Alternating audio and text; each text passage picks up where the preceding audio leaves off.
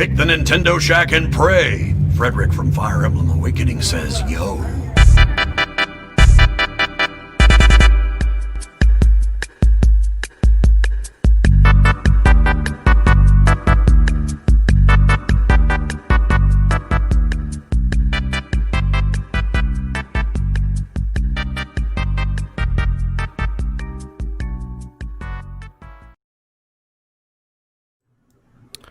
Greetings, Koopalings! Welcome back to the Nintendo Shack. My name is Donnie Reese, and tonight we are recording episode 144 of PSVG's Nintendo Shack podcast. I'm joined, as I have been in many recent weeks, by the wonderful Rebecca, the Forest Menish. How are you?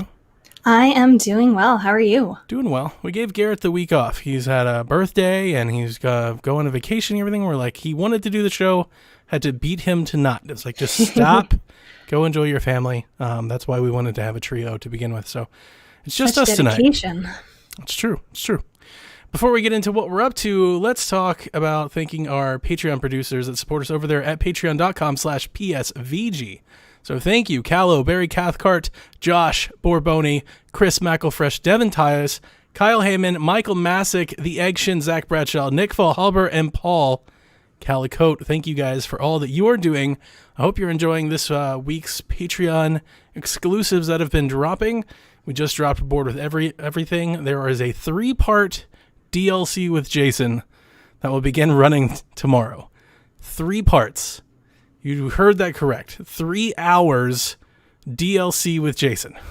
It's a lot of content. It's a lot of Jason. We made the joke on the air that we're just kind of making up for all of the lost Nintendo Shacks. Just let's get it all out right now. There you go. The one big giant podcast. Rebecca, what have you been doing? What you been up to?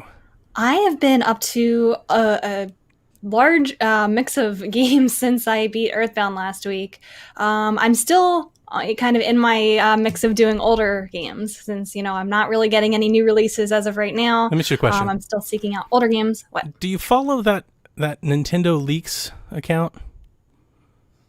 Which one? Because there's a few of them. With the pink icon? Yeah. I've seen it. Okay. I've heard mixed things. So have I, but I did notice one of the things that they dropped was some sort of Earthbound something or another, and I didn't know if you were tracking any rumor like that. I don't know. I think that's still all part of the rumors that because if it's like the 25th anniversary and whatnot, and they were doing some other things like they did I think it was an art book or something. Mm-hmm. Yeah, it makes sense. I still have suspicions why maybe they haven't brought Earthbound Beginnings or Earthbound 2, the online service libraries. A collection. Why have they held that back? I mean, could be. It's interesting in a way, and I'm sorry to interrupt your thing, but it's interesting that they can take a series that probably, let's say, I mean, I guess it did well on NES, but it didn't do well over here. Right. It's not like a mega hit, and they can just withhold it for so long that you make people that otherwise wouldn't buy it.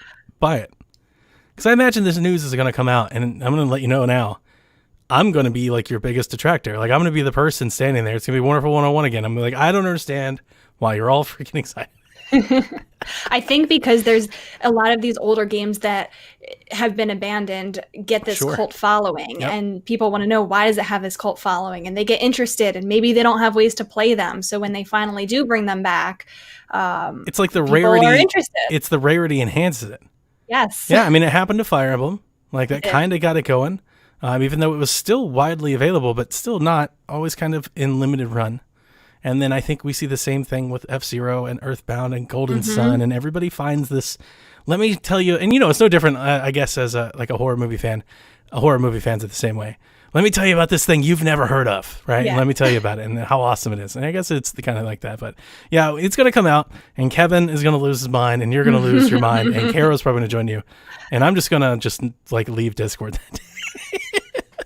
Because I don't want to rain on anybody's parade. It would be pretty big if they did do like a remaster, or even just a collection. I think even just having Mother 3 finally localized would be a huge deal. How much money would they make off of just putting basic input into that? Just basic effort, little effort. I don't know. It's like a 10-person team for like a half a year. Just kind of spiff it up a little bit. What if they made a new one? Oh. It's just a brand new a something. new one, like a Mother 4? Yeah. Instead of localizing Mother 3? That would be interesting. Do you think people would be as excited or less excited? Would they be Oh, angry? I think people would be really excited about that. Okay. Yeah. I'm sorry. Continue. No, that's okay. Yeah, last week I finished Earthbound.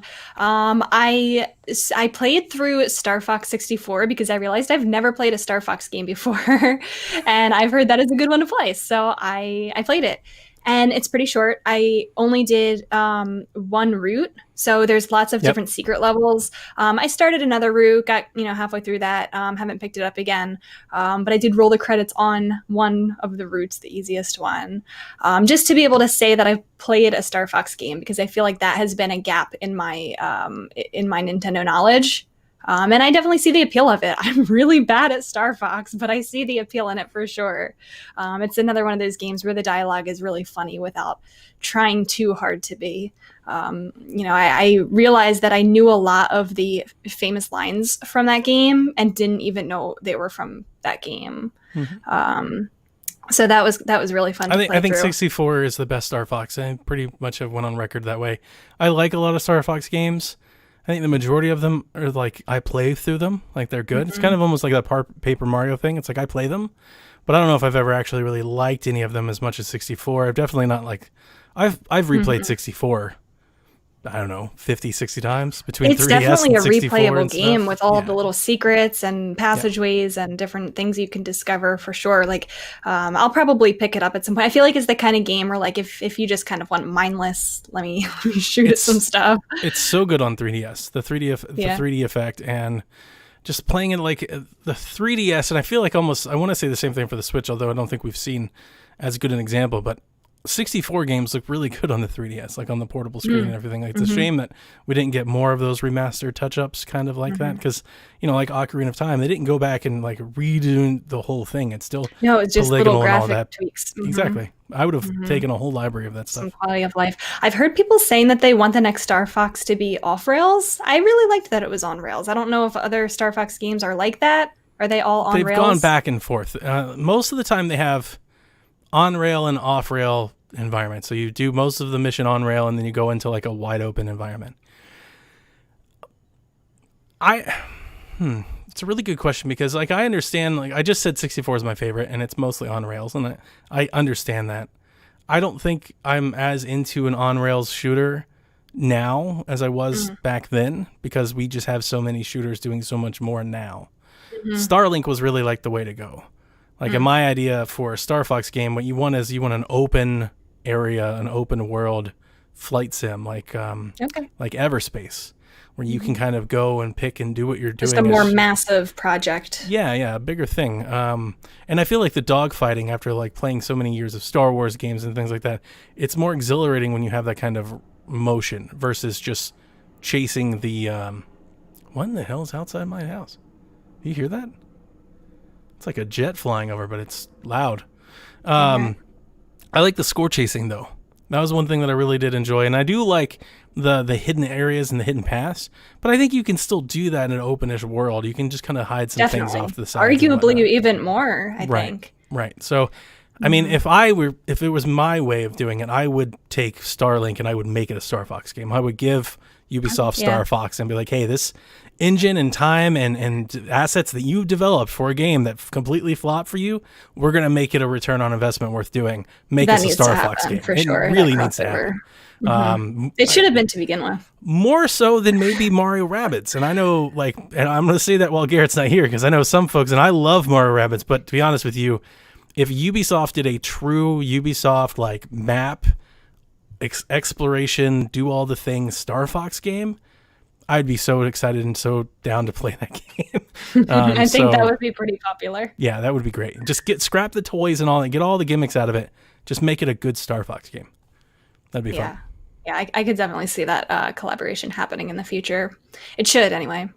So yeah, I mean, I might pick that up and do some of the other routes, play around with some of the levels. The one thing that I didn't like about that game, which I understand it probably has to do with a lot of the 64's limitations at the time, was the life system. If you lose all of your lives, you go back to the very beginning of the game. Yeah. I don't know if they changed that for the 3DS version, but man, that is like I don't know did not either. motivate me. I don't think and so. I wasn't gonna use save states for this game. I played on the Wii U Virtual Console, but as soon as I died and went all the way back to level 1, I'm like, screw it. I think that's because it's shorter. You know, it's a shorter run game, and I think that's what they were trying to do. And honestly, trying to make you chase the lives in the levels to bank them, to have always, you know, I think that was, I don't mind it. But again, it's just such I'm sure it was fine back then, but such a different game. Yeah, because it's so short. You can run Star Fox in like 4 or 5 hours. I think it didn't even take me that long. Like one run, yeah. Like it's super short. I haven't played it since the 3DS. Me and my kids used to on 3DS. They have a family play where you can play across multiple systems. You have a dogfighting game, so like you can link up multiple 3DSs and shoot each other. Wow! Yeah, I heard the multiplayer is really fun in Star Fox. We played a lot of that, and that's what I'm thinking of in terms of like big Star Fox game. Like get some multiplayer. I basically want Star Fox Rogue Squadron. That's basically what I'm asking for. Now that I hear myself talking, like that's basically what I'm asking them to do. Maybe you know, but like the adventures and the assault and stuff. Like I don't mind Star Fox on foot though. I know a lot of people do, and I think that was like the cool thing about Starlink. Even though you didn't get off foot, but like you explored down to the planet. I think if they could let you get off on foot while you're down there, and you have a blaster, and you do like some 3D platforming and exploring, and you get back in your ship and you go do more dogfights, that's perfect. I mean, that would be ideal for me. Yeah. I mean, I think there's still a possibility that we could see something like that even on the Switch. That's one of the IPs that we still don't have yet. I hope so. Who knows? The other thing I've been playing, I have started Super Mario RPG. It's still on my streak of playing through some Super Nintendo RPGs. And I'm liking this. It feels like a very intro to RPG. Like if you've never played an RPG before, you should play this. So it is, I think, a little step down from some of the earlier stuff that I have played earlier this year. But I'm still enjoying it. I think the characters are really cool. Again, the humor that's not trying too hard to be funny. I've gotten 3 of the 7 stars so far. It seems like it's going to be a little bit of a shorter game, but that's okay. I like short games. I can see why people like this one as well.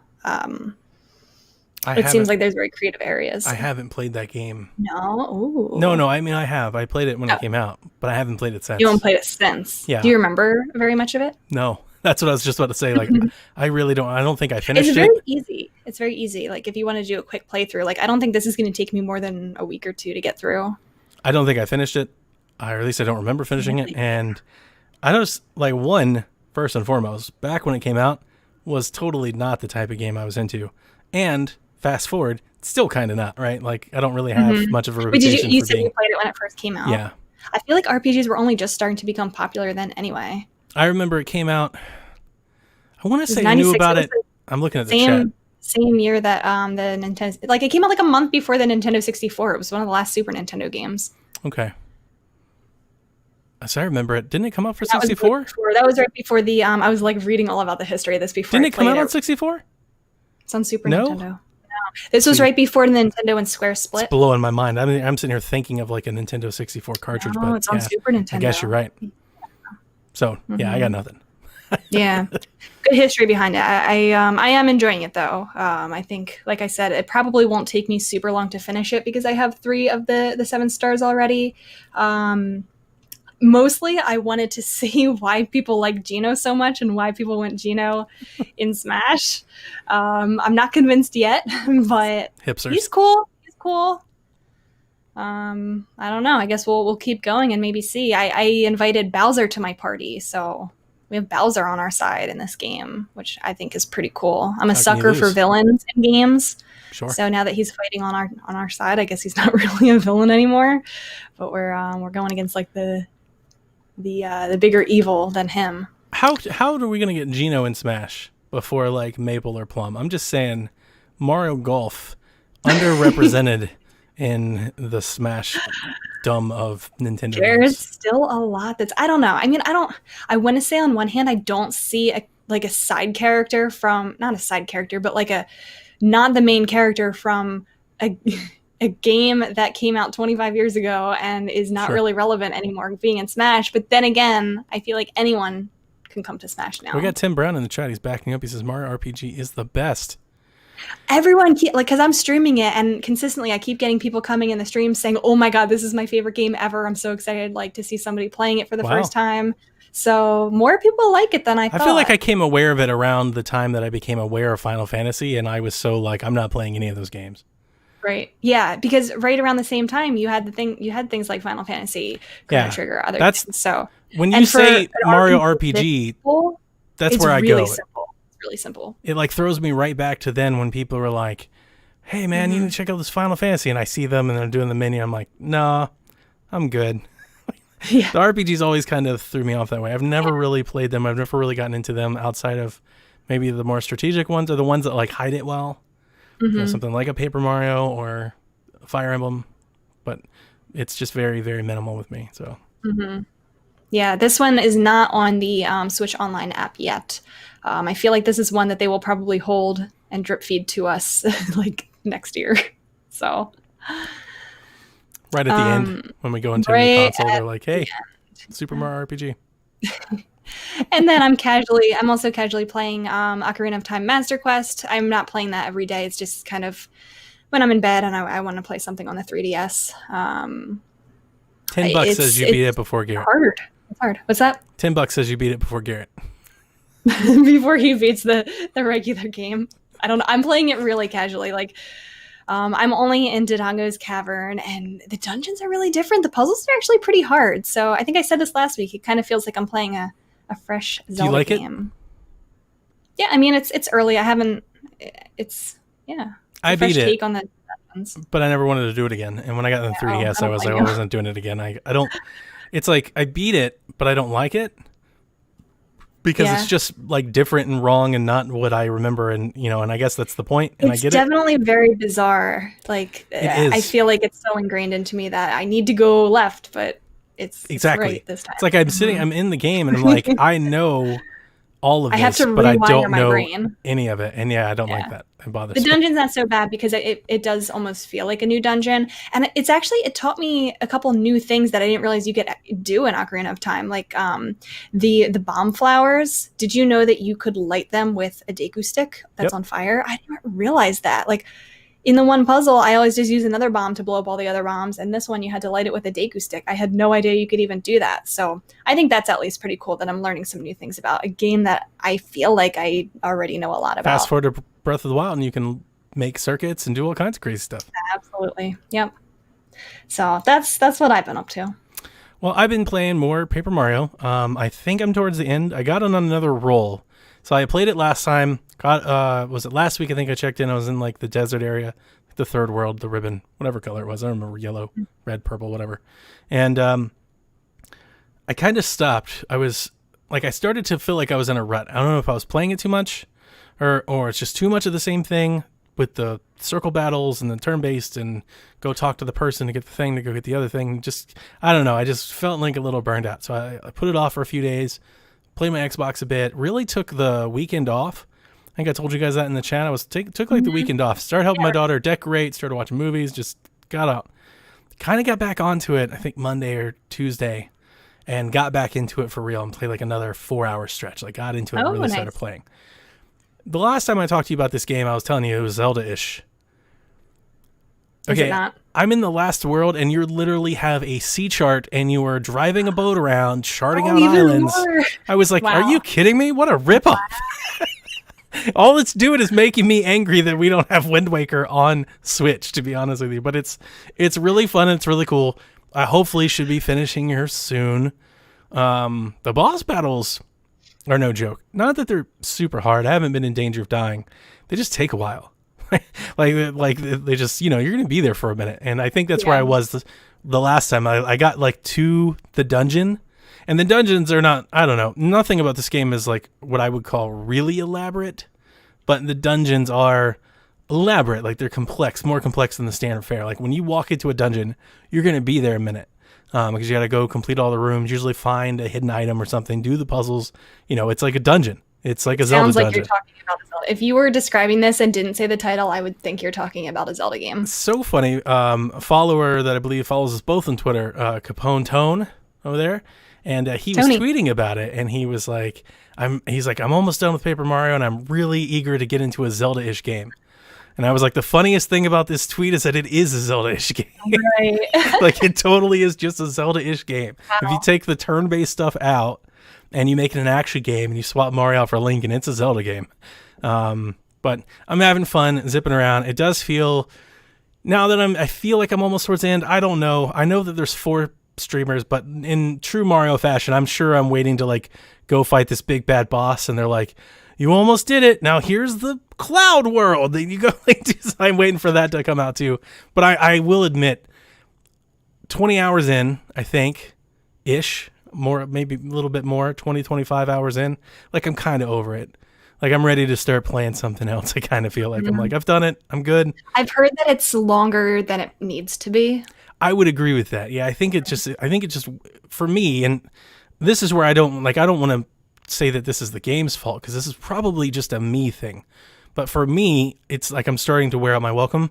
But that's not uncommon for me in most games that go 25 plus hours. Like I don't like play a lot of games. That's what we play. Yeah, I like shorter games. So, I was thinking about that. I'm glad you said that, because I wanted to tell you that in your response to your question about Game Pass on Xbox. Because we had another question about that, whether or not Game Pass would change, the funding that people would put into games. And the one point that I wanted to say that I just completely forgot was, I kind of hope it does. Give me a shorter Forza game and a shorter Halo game and give me more of them. I'd be totally down for that. Like, It could also cut down on the development cycle time. I think I have said this. I've said this 7 across the years board. already. I think that's great for everybody involved. Because I think these companies that put 7 years into a game and $500 million just to hopefully to hit a hit, and then they go flop and they all get fired and everything gets dissolved. Like, I don't think that's a good idea. To me, the perfect mix is a shorter campaign and then more to do that you could keep playing longer if you wanted to, like an indefinite part to the game. Yeah. Where you could keep building and keep grinding and keep doing more if you wanted to. That's beyond the main campaign. So I've been playing a lot of that. I did pick up Friday the 13th Killer Puzzle because it was on sale. There are a lot of games on sale right now if you're going across the eShop. I think I picked it up for $2.50. The only reason I picked it up because it's a Friday the 13th IP. And I remember when this game was announced, I wanted to play it, and Kevin told me not to because it was a mobile game. It totally is a mobile game. It's a block puzzle. Basically, you get these little grids where you're Jason, and all you can do is move in a direction, and he will just go as far in that direction as he can. And if you go in water, he drowns because Jason's scared of water. So you basically have to set the puzzle up where you either run into campers or you run into a fence or something. But it gets a little more complex. You can like scare guards. You can scare people into bonfires and stuff like that. For $2. Is it like actually scary? Like, is it horror? Or No, is it, it's like, super not? cartoony Okay. and comical. Okay. They even have like a blood filter to where you can have like, I don't know, like choreographed implied deaths, or you can actually like chop Interesting. off the campers' Yeah. heads, which is obviously Okay. I'm playing on that mode, not the other mode. I don't understand why you would buy a Friday the 13th game and then censor it. Just makes zero sense to me. Like, it blows my mind that was even included, but it's there. You can do it if you want Gives to. people options. There's nothing wrong with that. It is just like a basic little cube puzzle. But for $2, I think it's okay. If it was $20, I would have been like, absolutely not. But for $2, it's all right. But that's it. I'm hoping to beat Mario this weekend so I can move to whatever the next game is. I'm not sure. That is actually one thing I'm not really sure of. I've bought a lot of games, but I've basically, because I've bought so many, I've forgotten when they all come out. So I'm not sure like what's coming out. I think, you know what it is? I want to get back to Catherine. That's that's what I was thinking, because I was enjoying Catherine so much. I had 2 great days with it before Paper Mario, so now I'm ready to get back to it. Ready to get back to Catherine. So I'll probably do that this weekend after I beat Paper Mario. I think I'm at the end. I wish Tone was in the chat. I wish somebody was here. Like, I've got to be at the end, right? Like, I keep going to these islands, and it's like it's too much. It's way too much. I was just like, oh, I feel like if it's at the point where you just want it to be over, that's It's a sign kinda that it's there. too long. It's kind of there, and it's not, again, I like the game. I think it's really good. I mean, I haven't played 1,000 Year Door in ages, right? I remember loving that game when I got it. I can't say that I'm loving this game, but if I went back and played Thousand Year Door, maybe I don't love it as much as I think I do. You know, because I've only played it once. That is an outlier for me. I've only played that game one time. I've actually only played Galaxy, the first Galaxy, one time. I played Galaxy 2 like 2 or 3 times. And I usually play a lot of the 3D Mario games multiple times, and the 2D ones for that matter as well. But like, I like Paper Mario. It's sad that because the battle, all right, so the battle system gets announced, and then the confirmation in the preview cycle. This is before even reviews came out. The preview cycle, what was the motto? No upgrade system, right? No levels. And like, I felt like the collective social gamers, because we got to remember, there's millions of us that don't talk to each other on Twitter every day. So the collective social space, like, they just kind of wrote off the game. Do you have that feeling? The people I know who said that still got the game. Okay, well, that's good. Enjoyed it. Because it's like, the other part of it is people are like, well, you know, Nintendo's releasing Paper Mario, but what else you got? And it's like, did you play Paper Mario? Like, maybe play it first and then ask what you got. Like, give it. Yeah, the people I know, they're still playing it. They're still, they do like it, yeah. Well, that's good then, because I do like it. I think it's a really good game. Like I said, I think it's better than a lot of their B-tier releases. It's honestly, it's like, So, like, I really love Luigi's Mansion on Switch. I really do. I think it's one of the Switch's best games. But, like, to me, it was like, it rightened a lot of that formula. Like, it kind of brought that franchise back. I kind of feel like this is kind of doing the same thing for Paper Mario. Like, for me anyways, I feel like I'll be more likely to buy the next Paper Mario because I bought Origami King than I was. They did their job. Yeah, like, I think I'm more interested, like, if they kept this idea and maybe massaged it a little and added some things to it, like, I would do it again, but I am, like, it's just too much of it in 2 weeks. And that's the other part of it, is maybe I had to just pick up a couple things and play it and then come back instead of, because I was trying to beat it. I was like, I'm going to beat it so I can talk about it. But it's too much. It's too much. Can't force it. I do that often. Because that's not good. That's not good. Well, it's because I buy so many games. I want to get to them all. So, you know, I'm trying to play as many of them as I can. And then I get it. You give me a week where I start doing stuff around the house, and, you know, I lessen my time and even more, and then I really try to force them. Like, now I got to finish some stuff. And that is exactly kind of where I was with it. I was like, all right, I got to play this game, even though I didn't really want to. All right, this week in Nintendo, we've got some news stories. I've got one, and then Rebecca's got two. So let me start, and I'm going to let you know about DLS, specifically 2.0, possibly coming to Nintendo Switch. Now, we have spoke in the last couple weeks about rumors of a next-gen Switch Pro something or another, some kind of new hardware, right? We had that I forget the name of the Suikoden remake that mentioned that they would be releasing the port on the Kickstarter on the next Switch hardware, and everybody was like, oh, Switch confirmed, even though that game is 2 years at least away. And I think most everybody agrees that in 2 years we'll probably have something hardware related from Nintendo, I would imagine. It'd be odd if there wasn't. It would be odd. But this comes from folks that have sleuthed and found that NVIDIA is hiring a senior graphics engineer publicly on their LinkedIn page. And it says that we are hiring staff for Tegra solutions in next-gen consoles and AI. One of the tasks associated with these hirings are the implementation of DLSS 2.0 and Tegra optimization. Now, for those of you who don't know what DLS stands for, trust me, neither did I. Deep Learning Super Sampling. Now, this is interesting for a couple of reasons. First and foremost, NVIDIA only supplies chips for one video game console. AMD supplies chips for Xbox and PlayStation. NVIDIA only powers the Switch. That's their console. They already have the NVIDIA Shield TV console that already is doing DLSS 2.0. So this isn't for their own product unless they're making another thing that's just like the thing that they have, which, you know, it feels clearly pointed at Nintendo. I feel like that's a good, you know, leap on the conclusion, Matt, you can draw here. But this is interesting because Digital Foundry actually brought this up back in February. And I think I talked about it, but I don't think I went as in depth. And I'm not going to. I'm not going to look, I'm regurgitating this as best as I can to the rest of you guys, but I think I have a pretty good handle on it. But Digital Foundry actually brought this up back when the Switch Pro rumors were really hot over the winter, and they did a whole video and a whole article in Eurogamer about it. So if you're interested in it, you can go look it up. But basically, do you know anything about this technique at all, Rebecca? Nothing. Okay. So get down. Like, this I is don't like the know future. anything PlayStation is doing it. NVIDIA is already doing it. Like, this is a thing.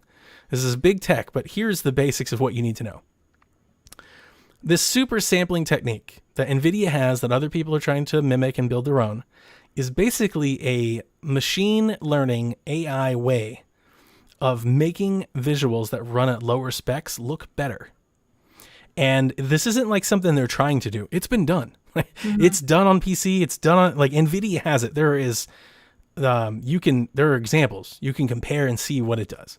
So essentially, as it pertains to Switch, the idea and the concept is you could have a picture, let's say at 30 frames per second, 540p or 720p, and that through DLSS 2.0, you could make that same picture that's running at that spec look like it's 1080 or better. They've had 720 pictures look like 1440p pictures, and it's just the 720 video. Like, it's what the Switch is outputting, but what you see after the DLS runs over it is you're seeing something comparable.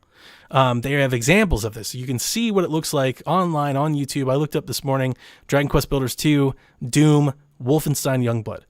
And what they show with Wolfenstein Youngblood is they get an NVIDIA processor that's pushing out Youngblood at essentially what the Switch does. It's like 30 frames a second, 720p dynamic. And then they show you the side-by-side of what that looks like against the PlayStation 4 with the super sampling on, and it kind of looks better than what the PlayStation 4 was pushing out native on its own. So could this possibly be a way to get a more powerful Switch with it still being portable? Like, that's where my mind goes. No, the idea behind this and the whole theory that they were trying to test, and they had mixed results, right? It didn't work for everything. It would need to be optimized for the Switch, thus the job listing. But you're exactly right. They could potentially, if they could get it to work. I'm not going to go out on a limb and say they have it working, but if they could get it to work, the idea behind it is you could make a Switch with the same or similar chipset that we currently have and make it look better. So let's say they had a more efficient chip, as chips do, like year over year, they get better, more efficient. Let's say they slightly overclocked it than what we have. We know they can do that. And they put it into a Switch that has a 1080p screen, right? You could essentially run 1080p games locally and then maybe 1440p docked or 1080p 60 docked, or you might get a slight resolution boost if you docked it. So you could have that Switch Pro effect because of this DLS 2.0 without them having to change the system, without putting at risk, the compatibility of the library or the accounts or anything. Essentially, you're keeping the exact same cost, but you are producing a much better output. To the layman like you or I, you put the picture up on the screen, you'd be like, man, this is better. It's literally the same picture. It's the same output. It's just with this technique on it, it's just better. And it's crazy when you see it in real time, like when the Digital Foundry video runs you through it, they actually turn the slider on and off. And they're like, you can see the difference. Wow. All it does is it looks like a super sharper image. Like, all of the same faults are there. Like, the game is what the game is, right? It might be edgy and stuff like that, but this filter goes over it, makes it sharper. It kind of rounds everything out, maybe a little clearer. It's less fuzzy. That's one of the issues with Doom on Switch, especially portable. It is super fuzzy. It's just kind of smeared, because the resolution is so low. It literally just like cleans it out. It's basically like you're going to the eye doctor and they're like, left or right, left or right. You're like, oh, right's way better. Right. I mean, that's what it does. It's very interesting. And the only reason I brought it up was because of this rumor people and the other, thing that people are trying to connect the dots. And I mean, I don't think we're getting anything soon. I don't think there's any reason anything soon, but maybe next year I could see rumors or announcements. I feel like the technology has to go in that general direction anyway at some point, so it makes sense to me. Save that for later. I believe we have a question about that. Okay. But either way, there have been tons of leaks and all kinds of stuff, so Rebecca, take it away. There has been. You may have seen talk all over Twitter lately this past week about the Nintendo. They're calling it the Nintendo Giga Leak. because starting late last week and through the weekend, several gigabytes worth of files and data source codes from Nintendo games leaked online. The leaks included source codes mostly from Super Nintendo and Nintendo 64 games, but also some from the DS. There are a ton of them. I will go through quickly some of the highlights of the leak, some of the more interesting things that were found, including prototype temple rooms and enemies for Zelda 64, the game for the 64 DD, which turned into Ocarina of Time. Beta visuals for Super Mario World. There were some sprites for Yoshi. His original design looked way different than it ended up turning into. I don't know if you saw them, Donnie. I did. I saw the Yoshi ones. It looked bad. Yoshi looked so good how it turned out. There was an unreleased game called Super Donkey. It resembled Yoshi's Island, but it used a totally original character that must have been scrapped somewhere down the line. A sprite sheet from a canceled Zelda 2 remake for the Satellaview, which is an add-on peripheral for the Super Famicom. That leak included sprites for what Link would have looked like, along with some items. There was stuff for Pokemon Diamond and Pearl beta. It included very early beta sprites. Some of them looked extremely early in the design process. Some of them were completely different from what the final designs looked like. Probably the most interesting thing of all that came out of this that got the most buzz online was the part with Super Mario 64 assets. In the source code for this game, there was data for Luigi, including the assets for a model for him, suggesting that he was originally planned. We knew that he was originally planned to be in the game in multiplayer, but because of the 64's capabilities, that never happened. The thing that did get a lot of buzz, though, was in the courtyard of Super Mario 64, there's a statue that people always thought read L is real 2401. Back in the day, that sparked a lot of schoolyard rumors about how to get Luigi in the game. People thought L must mean Luigi. So there were a bunch of like ridiculous rumors like, oh, to get him in the game, you need to run around the castle 2,401 times. You need to do this. I remember stuff like that. I remember people like if you jump off the castle roof or if you get up there and you like jump through a window backwards and stuff like that. I remember trying to do stuff like that. There were all these rumors of like how to get Luigi in the game, and obviously he was not in the game.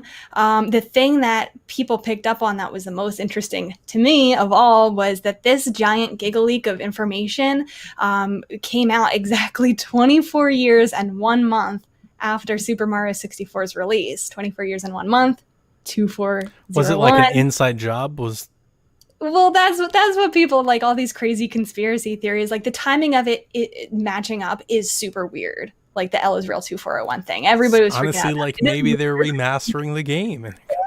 Well, I mean, obviously, like I know they didn't plan this 24 years in advance, but I almost like can't help but wonder if they're using this to their advantage. And like the other part of me is like, okay, Nintendo would never leak their own stuff, because the other thing that I want to talk about is like the pros and cons for this leak. For me, you know, I really like seeing all of this early developmental stuff. It's really cool. It's like a history side of it to see what was planned, you know, what didn't end up getting released, what was scrapped, what did these early designs look like, just out of curiosity's sake.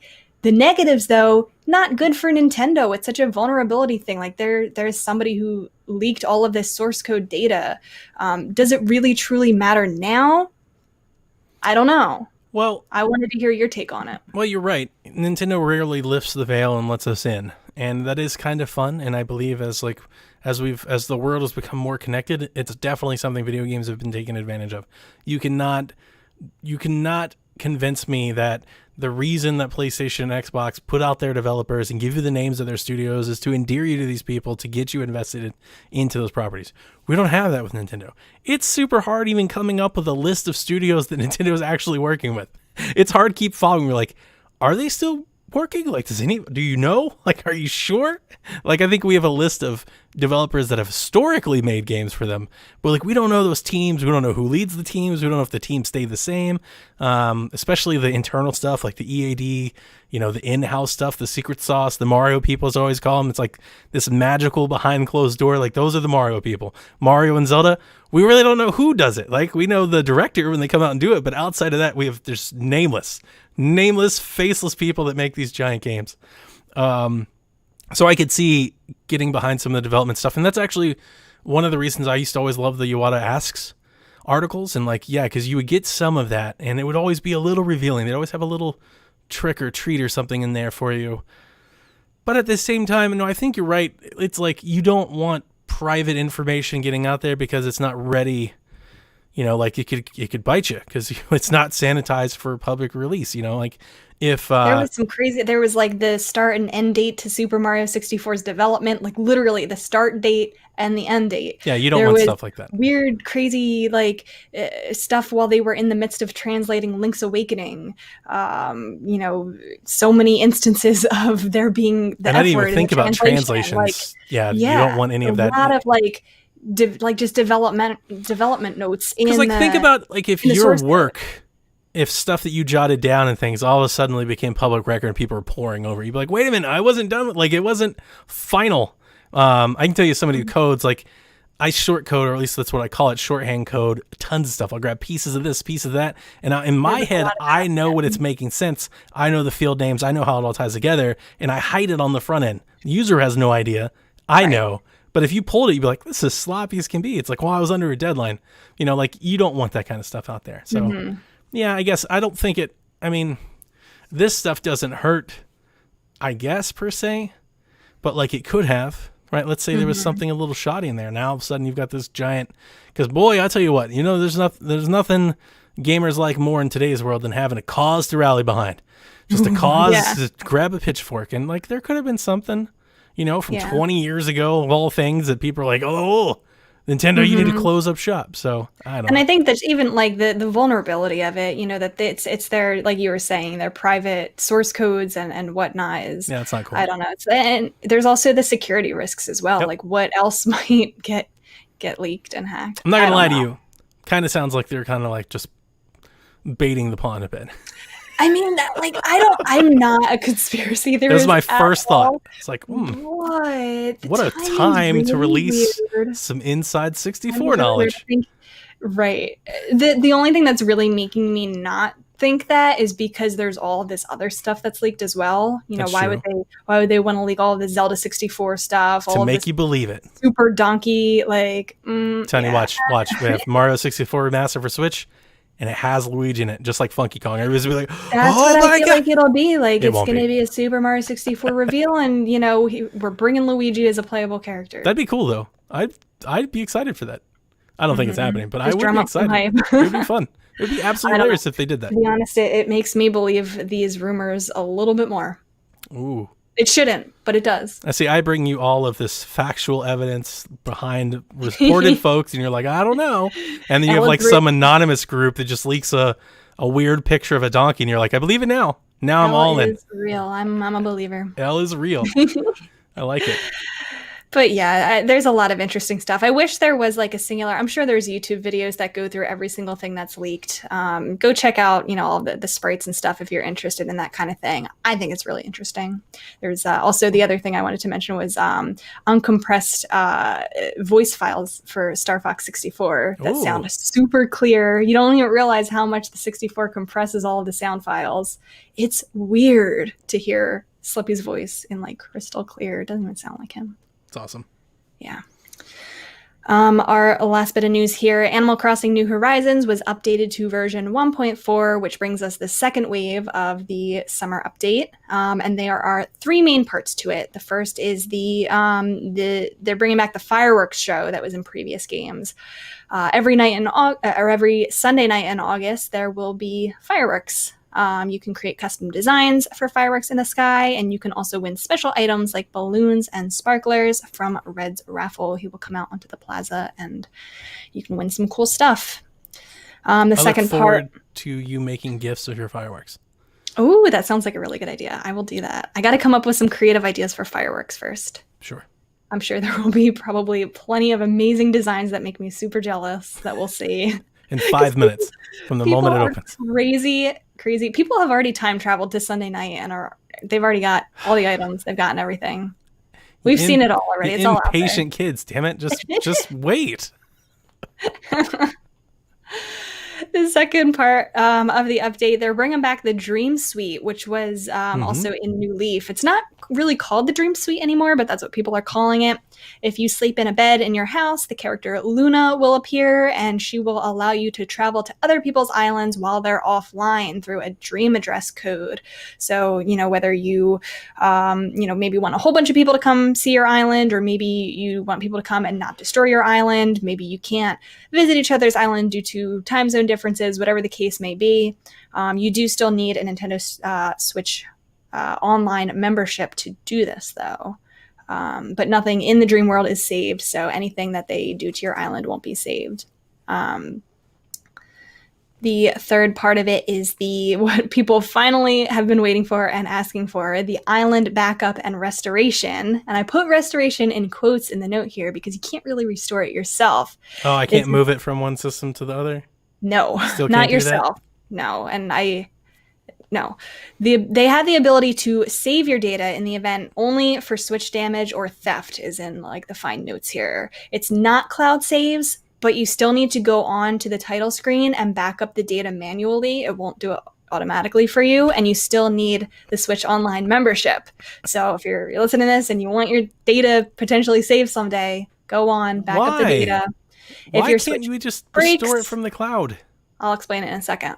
If your Switch does break or get lost, you can contact Nintendo's customer support to be able to restore the data to a new Switch. Probably have to give proof of theft. Probably. Yeah. The reason why I think, and I'm not defending this at all because I know they can work around it, but the reason why they don't have it normally with cloud saves or system transfers is because of the one island per console rule. I get that. There's no way to know if you're transferring a profile or a cloud save that if there's already island data. Right. I know there could be workarounds. No. We've been over this. Yes. Why don't you just move the island and then you have a warning that's like, hey, other profiles on this Switch are going to lose their island. And you go, okay, yes. Boom, we're on our way. Yeah, you solved the problem. If they're already going ahead in time and whatnot, like I don't understand what's the dealio here. Because I can't tell you, I use the cloud save all the time. Because I normally play 90% of my Switch time since I've got it has been done on the Switch Lite. But like Paper Mario, it's such a pretty game, there's the occasional moment I'm like, I want to play on TV. And I back up to the cloud and go grab the other one. I download it and I put it on the dock and I keep playing. I use it all the time. And I understand why the fact they designed the game this way. Like I get that, but it is still just a save file. Like it just is. Like it's not like a special file. They worry about like deleting an island without another person on the Switch, like another profile's permission. I think that's not Nintendo's problem. That's our problem. Get better communication with your family. Because you could even go a step further and you could say that only the person whose home console, like the primary account, like they're the only people that can do it. You could even go that far. Like again, it's just file. It's just file. They don't have their own file system. It's not its own thing. It's not like an orphan thing. You could just do it and remove access for all the other people on the system. Because I would be interested to know like what the use case is for that reasoning, because we have 3 systems and all of our profiles are on all 3 of the systems. Yeah. So but not for Animal Crossing. I mean, that makes it even weirder, but like you would think that I could move the Animal Crossing island from system A to system B and then still everybody because it's the same profile, right? All the people, we all have our NNIDs, we're all connected on all 3 systems. They would still have access to it just on the other system. You got me. I get it, but I don't get it. Like, look, Nintendo's going to Nintendo. There's a reason why they only charge $20 a year for service instead of the other one. But like, I don't know. I mean, I am frustrated that it has to be this complicated, but I also am relieved to have a little bit of peace of mind now. I've put 300 however many hours into the game, that if my Switch does break or whatever, I'll have a little bit of peace of mind with that. I can call them and restore my even if they data. did like a Pokemon Home situation. I know. Like I don't get it. Like they sold a buku millions of copies of this game. It's the most widely played game still. It's being played by everybody. Switch keeps overheating. It's on its last thread of life here. Not even like that. It's like somebody at Nintendo, when they see these numbers going through the roof and they see, Brie Larson playing it and all this stuff going on, it's like, you know what? Let's get some engineers over here. Let's get this fixed for people because they love our game and we're making tons of money off of it. And they're like, they don't we'll get to it. So they're not. Yeah, you're right. You're right. That's the Nintendo way. They are slowly but surely adding some quality of life changes in this update. For example, now in the kiosk where you can upload your custom patterns. I was like getting a blank mind there for a second. You can now search for keywords, so you don't necessarily need a code from online to look for certain designs. You can type in, okay, like I want Zelda clothes. Tags. I can type in Zelda. Yeah, tags. And you search for keyword and then a whole bunch that have been uploaded online will appear. So they're adding little quality of life type things. There could be more. You can trip now again. So people are having fun tripping. The last part of the trailer for the summer update was a tease that there will be the fall update coming later this year.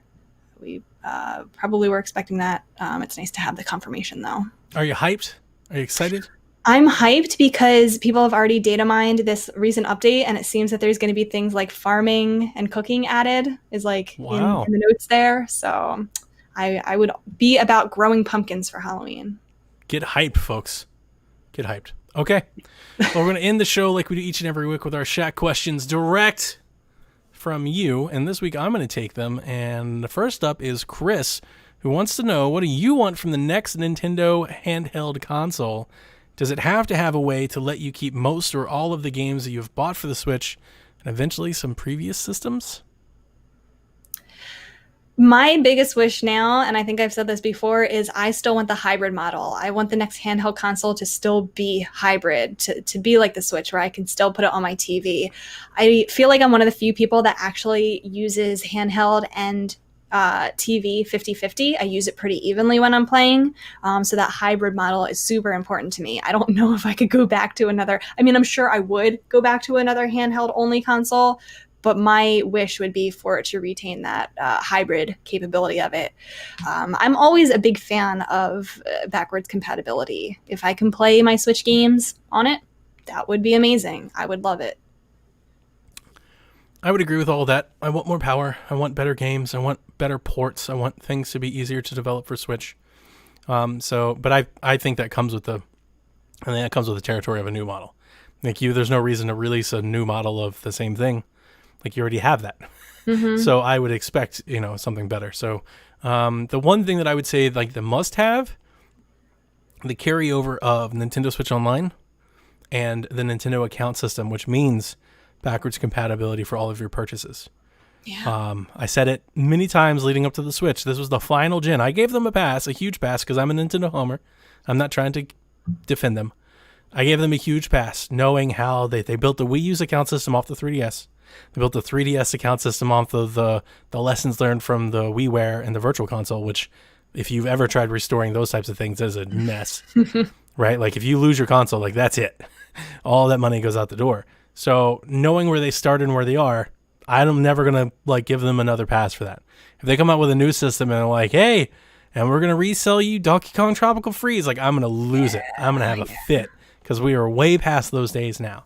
But I largely expect them to do that, just like I largely expect them to stick with the hybrid model as long as they can. And I think for a long time, actually. I think that was the whole point of Iwata's tenure. I think they've realized the benefit of producing software for one system versus multiple. And then I'm going to keep saying it until it comes true. I think the rise of streaming is going to pay bukus of dividends for a company like Nintendo. When they can give you high-level performance at a price that's right for Nintendo and then charge you a premium to get their content on that same service. I mean, I feel like I've said it 1,000 times, more than anybody else, more than xCloud, more than Stadia, more than PlayStation Now, the moment that you can pick up and play Mario from any device, that's going to be a system seller. That's going to push. That's going to push big time. I imagine a lot of people are going to tune in for that knowledge, especially if they can still span it to hardware. They can give you a Switch-like system that you can play locally, but then open it up and let you play outside of that. I think it's going to go a long way, because then all of a sudden now, Call of Duty and Tomb Raider and can come back to a Nintendo system. If you could play it in the cloud, Resident Evil and all the high stuff could come back, and Nintendo can still charge you $60 for Mario. So I'm glad that you talked about the purchases carrying over. I was just talking on Twitter about how many times I've bought A Link to the Past. So many other people were sharing about all of these games that they've bought multiple times on multiple different consoles. Of course. Imagine if, we had a singular, if it all tied to our Nintendo account and then you could just re-download it. That honestly would be a dream. Now I see Jabba Thunder is in here, and he does mention that the Wii transfers would transfer to Wii U. The virtual console stuff did, but you also had to have the Wii to Wii U transfer app installed on both, and it was like a 3DS system transfer. You basically had to line them up and swap SD cards. Account. Exactly. You just download it. Yeah. The issue is what if something happened to your console, just like your Animal Crossing thing, which when you make a portable system, sometimes happens. Sometimes that stuff happens, and like why you couldn't bring all that stuff forward now. That's value. It's a ton of value. And it's a criticism that people have been bringing up about Nintendo for a long time. It's like, for sure, people put a lot of money into the Wii Virtual Console. I know I did. Tons. I had tons of point cards and stuff like that. I was dumping them. Tons of classic controllers. I was getting all that stuff because it was the first time you could collect a mass library like that. So yeah, like just future protecting it. Like, obviously you couldn't take our Wii U purchases to the Switch. So I don't think it's not worth mentioning because I've rebought Mario Bros. U and I've rebought Donkey Kong Tropical Freeze. So obviously it still counts. I don't want to have to rebuy any of those again. Like I said, I gave them a pass knowing where they were. I'm not excusing them for where they were. They should have been better. But knowing where they were, they're behind. They don't do the live services and online, and we know that. Like when you buy a Switch console, you should know that. That Smash Online probably not going to be super great. Don't bring your Call of Duty eyes over. Like it's not going to be that great. I know. There's a reason. So just, I'm just calling it and being realistic. I'm not trying to give them a pass. Adam wants to know what comes in your ideal collector's edition of the rumored 35th anniversary collection.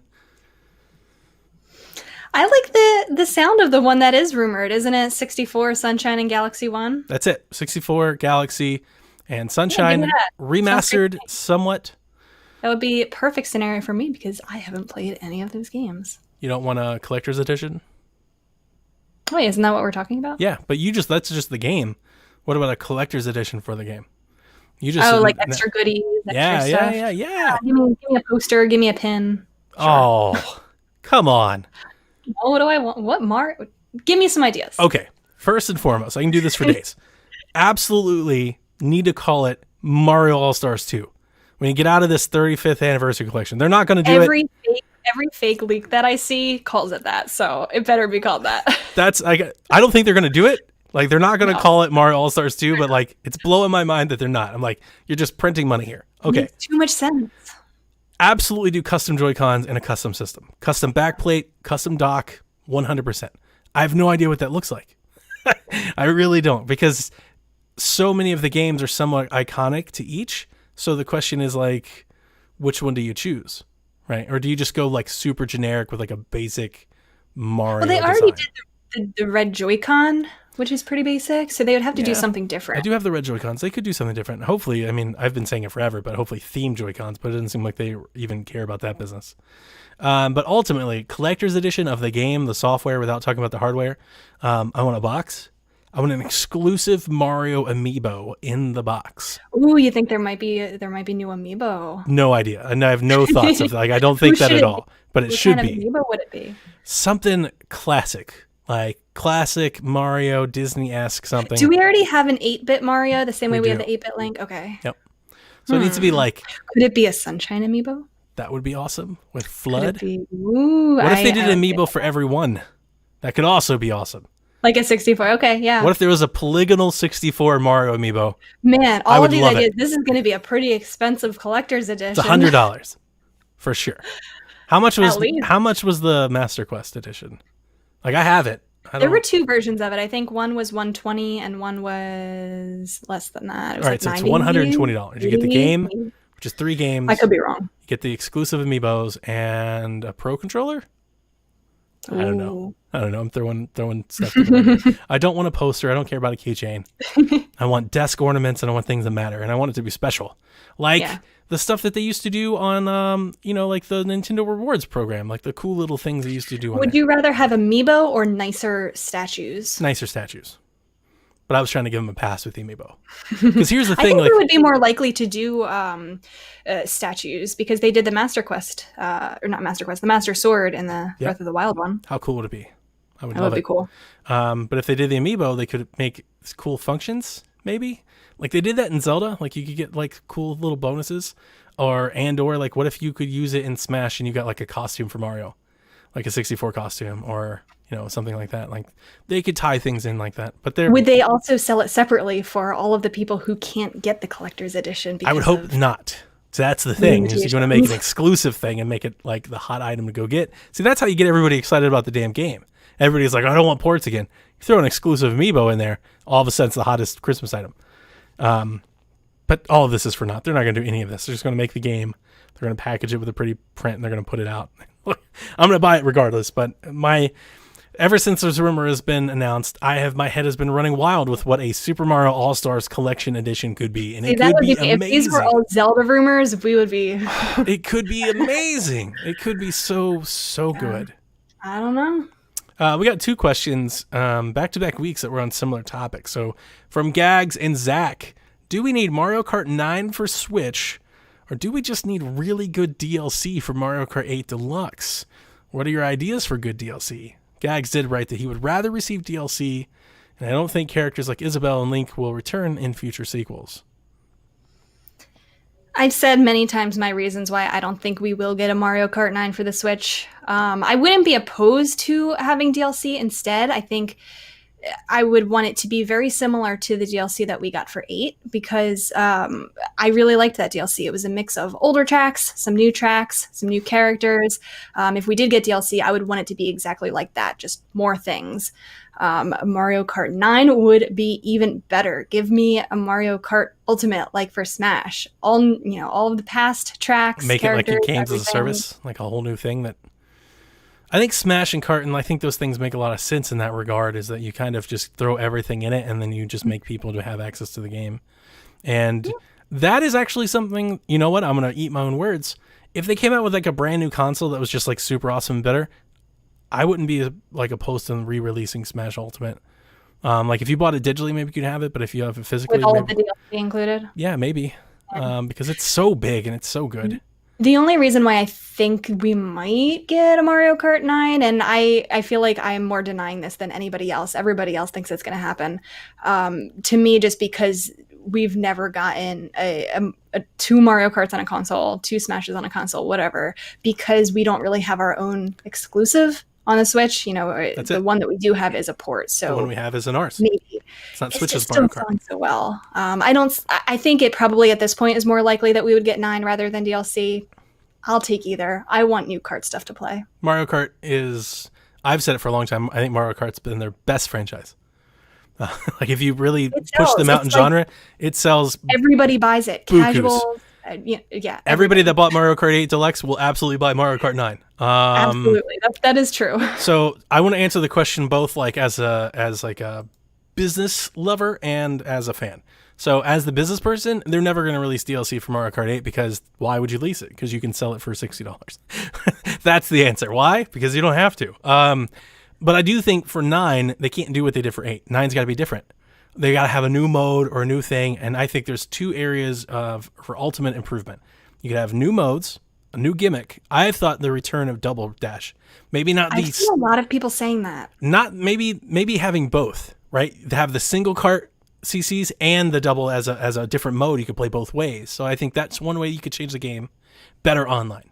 Much better online with new online stuff. Tournaments, rosters, lots of different stuff. Get rid of the codes. Like they could revamp online completely. To be honest with you, I could tell you they could revamp 8 online and then put a new character in it and call it Mario Kart 9 and we'd all rebuy it again. And I think that's probably true. But I think you got to do something a little more than that.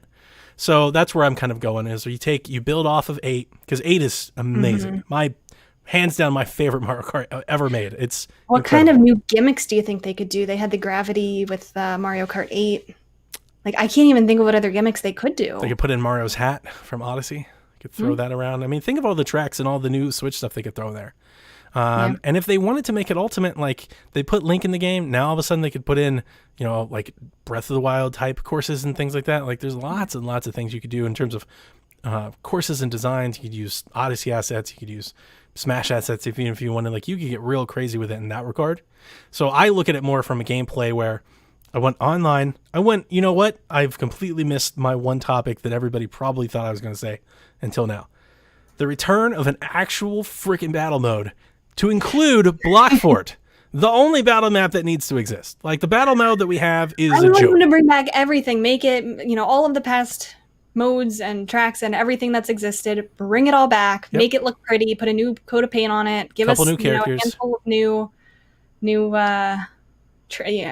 what are they called, circuits? Mm-hmm. Who do you want to throw in the game?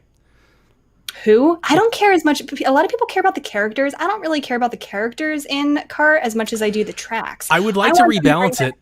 Coconut Mall and Maple Tree Way. That'll make me happy. I would like to rebalance it. The steel characters and the bikes are OP. Like when you play online, it gets to a point where if you're not racing with 3 characters and 3 bikes, then you're just getting smoked. So I would like to rebalance it and get it out of there. This might be a hot take. I would be for just taking the bikes out. Get them out of there. Full carts. Back to actual what we're doing. That is a bad take. And I would also just like I said, I wouldn't mind like having the double dash as a separate mode. I wouldn't mind having the bikes as a separate thing. Either you race carts or you race bikes. Oh, I'm so bad with the carts. But you can't do both. Okay, I do care about the characters a little bit. I don't know. I'm happy with the characters that are in it. I do get a little bit jealous every time I see all of the new stuff from Mario Kart Tour coming out with the roster in that game. Have you seen that? No, because the game sucks, so I don't pay attention. Okay, but their roster of characters is so good. They're adding everybody. Pauline, give me Pauline. That's who I want. Mario Kart. Everybody. Roster. I don't even remember who's all in there. Who were the new folks that were added? It's a lot of people. I don't play it. Oh, that's sad. So I know they added Link and the villagers and Isabelle. That's it, right? Oh, and the Splatoon kids. Are you talking about for a tour or for Mario Kart 8? For Deluxe, for 8.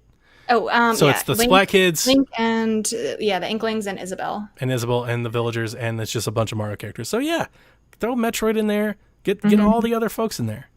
Mm-hmm. Oh, I would love a Diddy Kong racing like world map for campaign. Would you want them? I was gonna say a story mode. Yeah, that would be fun. And if so here's the thing: get rid of bikes, do the planes and boats. I know people don't want to hear it, but that damn Sega All Stars racing game was awesome. It's a really good kart racer, and people don't want to hear it. And Diddy Kong is amazing. I would love for them to blend some of that. I mean, that's one way that you could absolutely differentiate Mario Kart 9 from 8 without losing what it is, right? If you put in a full story mode and a real battle mode. That's what it would need. That's what it would need, to be honest. Block Fort forever. Oh my God, Block Fort. I'd be so excited. I would be one of those YouTubers like jumping out of my chair if I saw Block Fort again. I would lose my freaking mind if they did Block Fort. That's really all I need. I would pay for Block Fort. I would pay so much money for Block Fort. Just a whole game, a $60 game. Block Fort kart racing. I would buy the mess out of that. Okay, let's see here. We had this question coming last week. We didn't get to it. Jamie wants to know, how would you do Hyrule Warriors 2? And I think this is your question. I have the full question. I played it and I liked it. I don't know. I want to hear your ideas. for the non-Zelda game, right? So you told me it is a Zelda game. It's a spin-off. It is Link, right? Does he get the Master Sword? It's a Zelda spin-off. Does Link have the Master Sword? Does he go to fight Ganon? Totally a Zelda game. That's what a Zelda game is. Fine. Yeah, I definitely want to Breath of the Wild it to pieces, and I want to play as all of the champions for sure. That's exactly what I want to do. And then I want you to throw in all of the anime stuff that you'd had the first time, because I love that stuff and I thought it was awesome. I would love. So we've had Hyrule Warriors, we had Fire Emblem Warriors, and I know that people are thinking they want like Zelda Blade Warriors. What about a crossover? Ooh, like merging worlds? Yeah. Like Hyrule Warriors meets Fire Emblem. That would be interesting. That'd be cool, wouldn't it? So I do all of that, and I definitely want to play as all. I want to play as all of the champions, And then have like the storylines merge and have the characters working together. Have maybe the two hop in and villains out different come worlds. together. Yeah. Ooh. Yeah, that'd be good. I like it. I told you, or I didn't tell you, on the show when they were talking about Zelda Breath of the Wild DLC, I was sure that we were going to play each of those chapters as the different champions. I was positive. I was so locked down. I was like, well, of course they're going to let us do that. And then they didn't, and I've been let down ever since. So I would absolutely love to have like a Breath of the Wild heavy Hyrule Warriors 2. Not all of it, but heavy. I definitely want a chapter for each one of those taking place in a different place of Hyrule Warriors. And then, yeah, you throw some other stuff in there. I can't say I really actively want a Hyrule Warriors 2, but as soon as it would get announced, I would be excited and I would play it. Let's see here. Gonzo Bustero says, when do you think Breath of the Wild 2 will be released? And before I answer that, I want to write out, I see you, Nintendo, and I see everybody that's putting questions in chat. We were running out of time, but typically we take requests for questions before show. But if you're asking in the chat, I will put them in the document and we will answer them next week. Breath of the Wild 2, when do you think it's going to be there? Assuming there are no extensive delays because of worldly events, I would think next year, holiday 2021. Is my safe guess. Again, assuming no massive delays. My expectation was for that to be, yeah, I was thinking that might be about the time. I'm trying to remember everything. I think before COVID and everything, I originally thought it would be next spring. Because what I thought was going to happen is, I think if you asked me this 18 months ago, I think my original guess was they would stay out of the way for PlayStation and Xbox to get their consoles out, to get their lineups out, and then they would come back with the next year when they're really starting to take hold with the biggest thing that they've got, which would be Breath of the Wild, which would then carry them to Metroid Prime. Because I think Breath of the Wild will be sooner than Metroid Prime will. Absolutely. Yeah, so if we get Breath of the Wild 2... Prime I don't see next year. But with COVID, I could see it earliest. Next fall, or maybe even... I'm saying next, I mean the next after next. I could see it the fall, maybe even the spring. 22.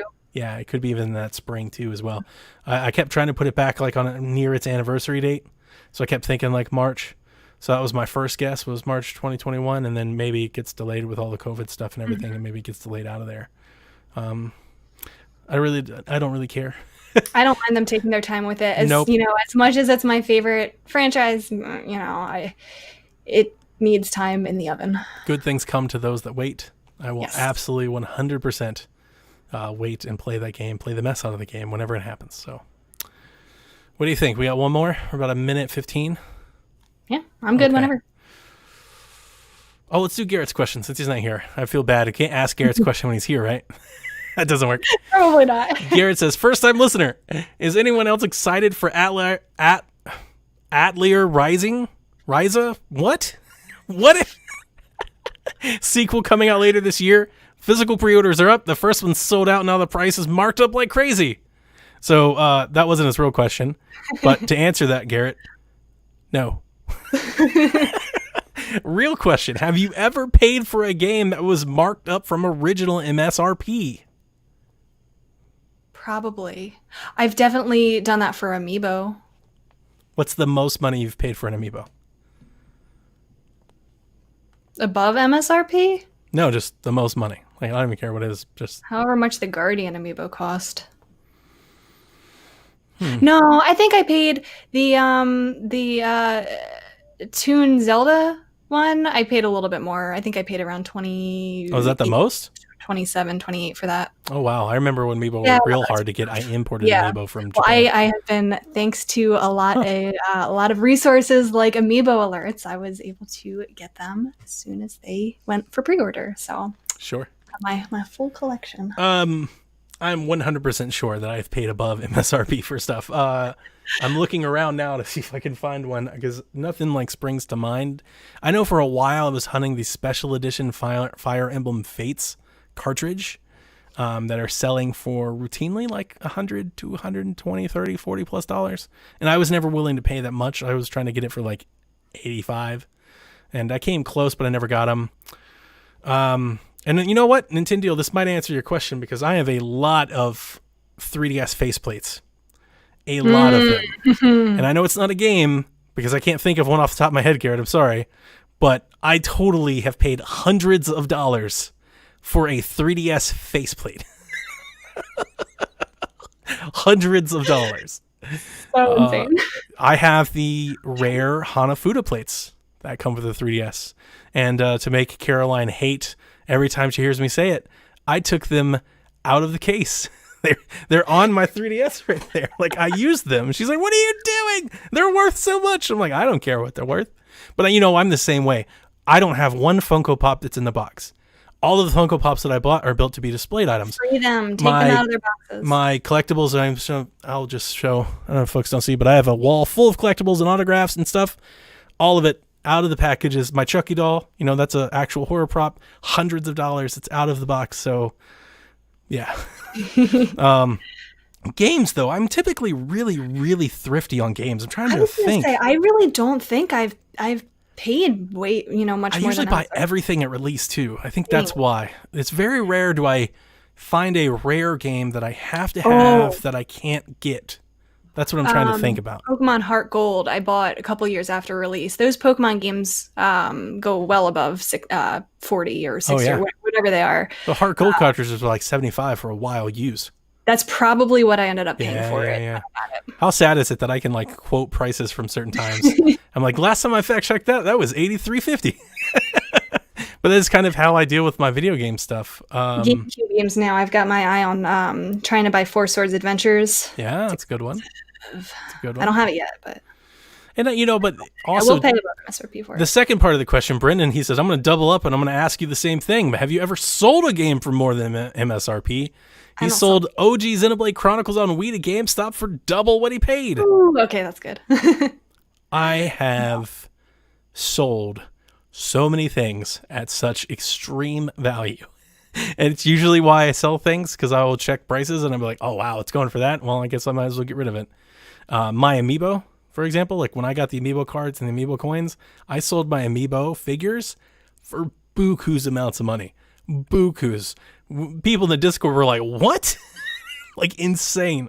I think I sold 4 Breath of the Wild Amiibo for over $100. That Guardian Amiibo in box is, I think, well over 100 now. Yeah.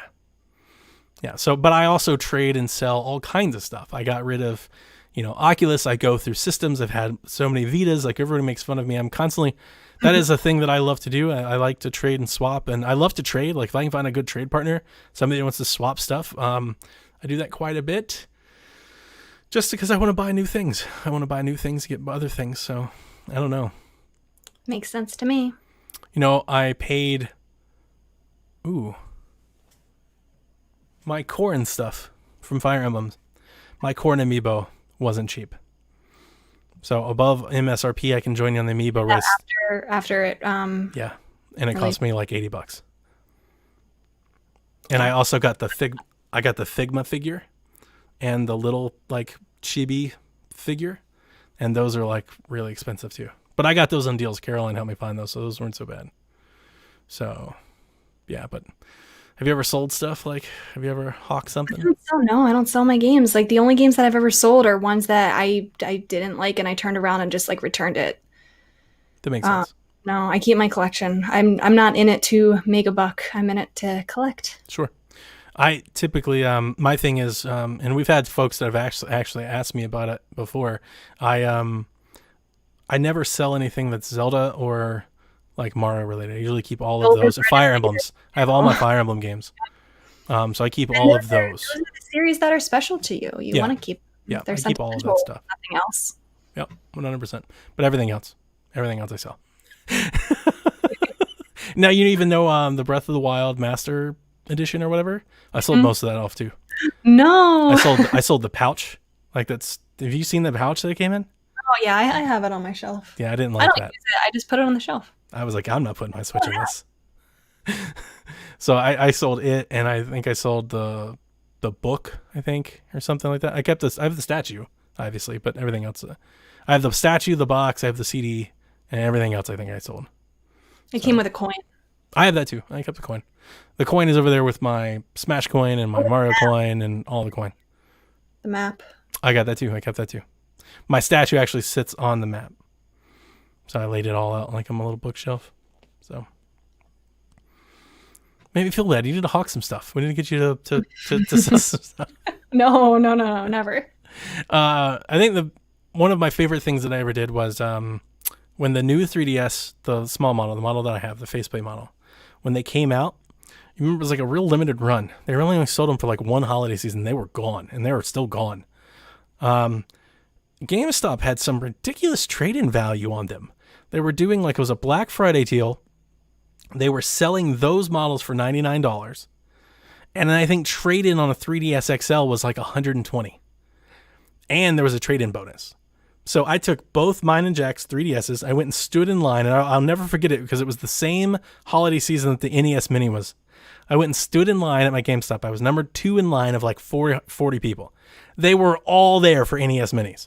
And they walked out, and they were like, we have 6 NES Minis. And people were furious. They were so bad. They were screaming and yelling. And they go to the first person in line. They're like, you want an NES Mini? And she's like, I need 2 of them. They're like, 1 per customer. And they looked at me, and I could feel it. Like, I could feel the tension behind me in line. Yeah. Right? And they're like, you here for the NES Mini? I was like, nope. Oh my God.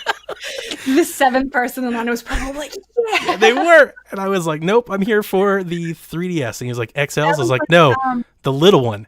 And he was like, we only got 3 of those. I was like, I need 2 of them. And he was like, okay. Wow. That was like me on Splatoon 1's release date. I forget which Amiibo it was, but there was a whole long line of people that were there for whatever Amiibo were coming out that day. And they like were getting ready to hand me the Amiibo because that's what everyone was there for. I'm like, actually, no, I'm here for this game about a squid. They're like, what? It was so cool because I walked in, I traded, and everybody hated me. I had a trade in. It was 5 a.m. I was like, I have a trade in. And, you know, they got to pull it out, and they got to wipe it, and they got to walk through it all. And I was just sitting there.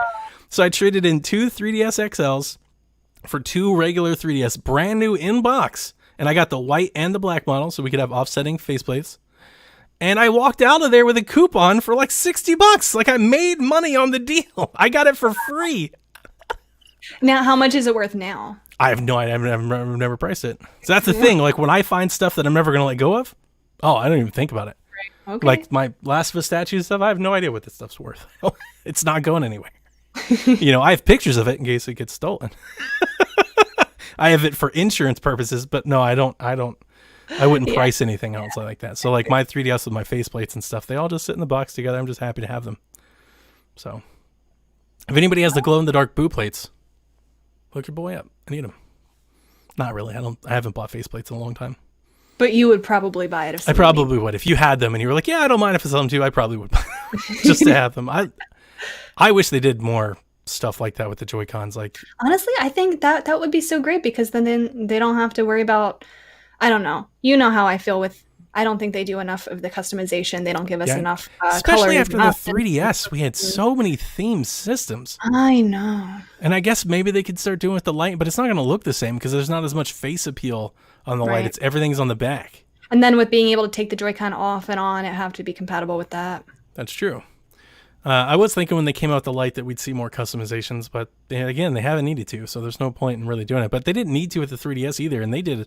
The 3DS was a godsend for that stuff. There was 1,000 different designs, which is why I loved the faceplates, because every day I could have like a brand new 3DS. I have like 20 sets of faceplates. And for a while there, I swapped them like every 3 days.